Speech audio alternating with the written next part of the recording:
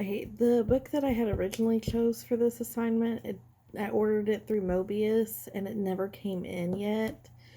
So had to rush around and try to find another one. Well, I couldn't find anything that I had to buy. So on my Kindle Cloud, I found a free book on there. It's like a young adult novel called The Oregon Trail by oh, um sorry.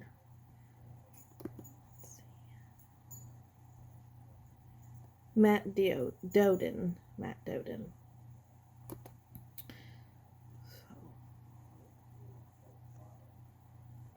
It started out as a great adventure. You were traveling west on the Oregon Trail where your parents, twin brothers, and little sister, after years of struggling to get by in Missouri. Your parents decided your family would start a new life out west. But in the adventure had turned into a nightmare. It started when your father got very sick, your mother soon followed, it was smallpox. The others in your wagon train couldn't afford to stop. They didn't want to risk catching the disease, and they also needed to reach Oregon before winter. You decided to stop your wagon on the plains of Nebraska and watched as the train continued west without you. You did all you could to nurse your parents back to health, but your mother died 5 days ago. Your father followed yesterday. You buried them both along the trail and marked their graves with a cross made of sticks. Now the three of you are all alone. We have turned around, says 10-year-old Annabelle, her face streaked with tears. Your brother Lucas sits with his head in his hands.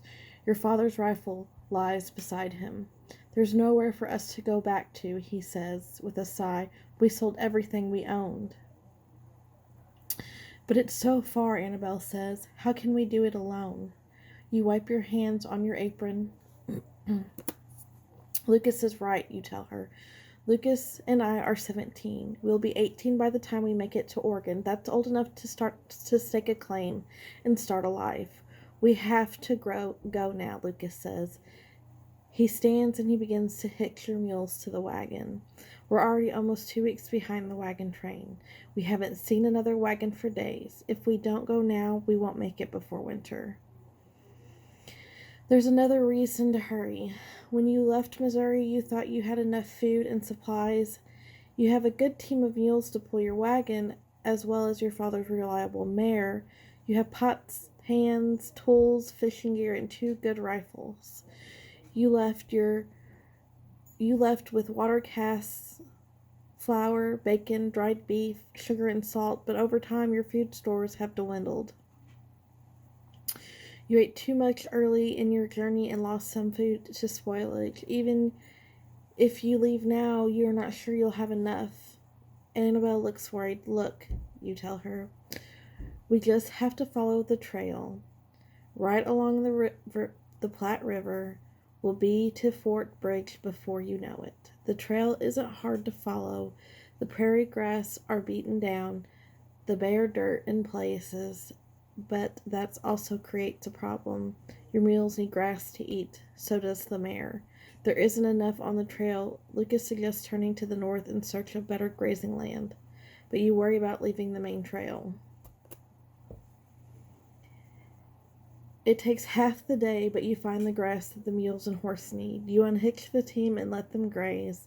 While they eat, you fix a light meal of bread and bacon. Lucas takes a rifle and heads off in search of a game. As your supper cooks, you hear the sound of approaching horses, but it's not Lucas. You gasp and you peer around the wagon to see three Indians riding toward you. Every settler on the Oregon Trail has heard frightening stories about Indians. Will they attack? Will they steal your supplies? You wished Lucas were here.